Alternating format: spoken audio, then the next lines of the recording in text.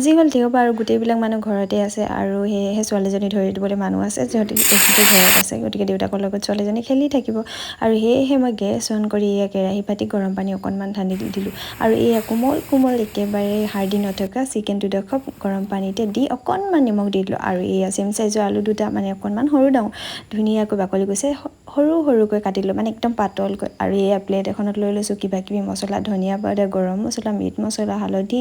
আৰু এইটো অকণমান চয়া চচ আৰু টমেট' চচ অকণমান পানী দি ইফাল সিফাল কৰি লৰাই দিলোঁ আৰু ইয়াতে মিক্স কৰি দিম অকণমান বেচন যাতে অকণমান বেছি ডাঠ হৈ যায় আৰু মই ৰেড চিলি দিয়া নাই কিয়নো মই ছোৱালীজনীৰ কাৰণে বিশেষ কিবা বনাইছোঁ আৰু এইফালে আকৌ গেছ অন কৰি কেৰাহীখন পাতি দিলোঁ আৰু এয়া দেখিছেনে বইল কৰা চিকেনকেইডোখৰ কাঢ়ি লৈ আলু এক পিচ চিকেন এপিচকৈ টুথপিক এডালত ধুনীয়াকৈ ভৰাই এই যে বনাই লৈছিলোঁ পেষ্টটো মানে মছলা বেচন কিবা কিবি দি সেইটো ধুনীয়াকৈ সানি এয়া কেৰাহীত তেল দি টুথপিককেইটাত